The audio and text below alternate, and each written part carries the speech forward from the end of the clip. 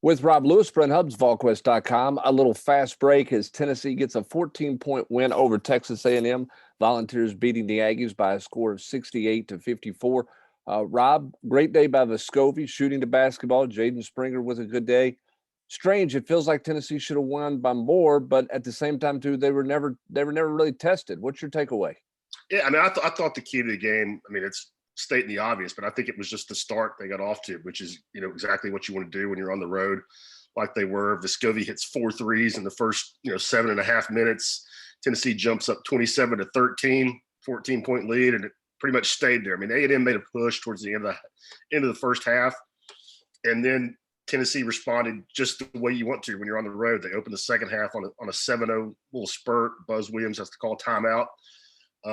Which is, I mean, they did the exact same thing at Missouri. Konzo had to call a timeout, before the first media timeout because of the way Tennessee started the half.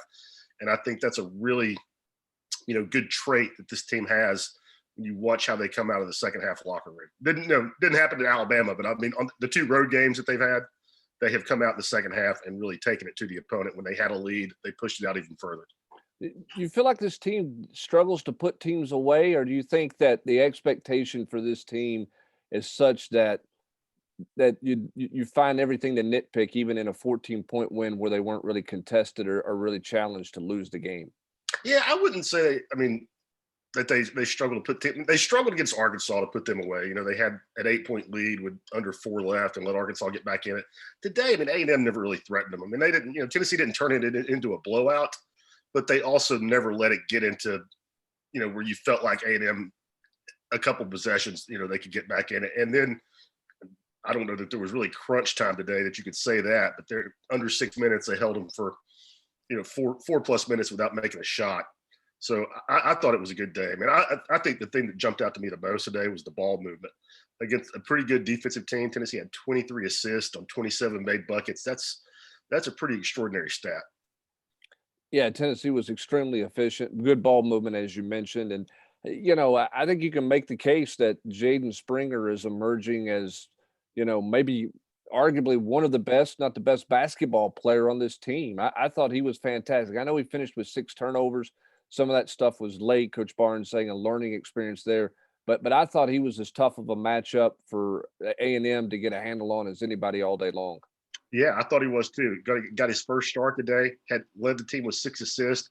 I've been really impressed with his patience. I mean, because and just played at IMG Academy. He was, he played with other, really good players. So I mean, I think that helped him a lot. But the majority of the times I saw him play was in AAU basketball, and he was getting 20 shots up. And that's not uncommon. In that kind of grassroots, travel ball stuff. But I've been really impressed with how patient he is, how unselfish he has been. And, I think that's just part of the culture of this team. I mean, you don't have guys that generally care about getting up a lot of shots.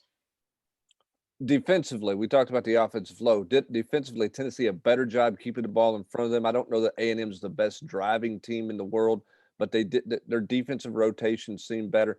Not surprised Tennessee got beat on the glass by the numbers rebounding wise, but I thought Tennessee was pretty salty in the paint defensively, and I thought their defensive movement was better overall. What was your takeaway from watching this team's defensive effort today compared to what we've seen out of them the last couple of games? Yeah, I'm with you. I think Texas A&M is pretty limited at the guard spot, so not the best game to maybe judge them by and think they're great, but handling penetration has been a weakness for this team. It was against Alabama, was against Arkansas, and that didn't really show up today. I mean, they held A&M to 54 points, and A&M is the lowest scoring team in the league. So from that standpoint, you felt like Tennessee should handle them, and they did today.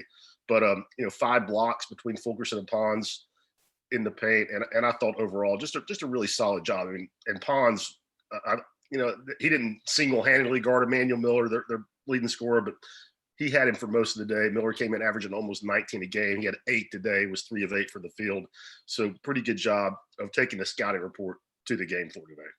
Yeah, it felt like, other than a couple of careless turnovers, Tennessee looked like they were locked in, ready to play. Scouting report managed that better. It seems like Tennessee maybe, and we'll see moving forward, but growing from the start of conference play. They had the big win at Missouri, and then didn't play great for a couple of games. Seemed like they got back to themselves a little bit more today.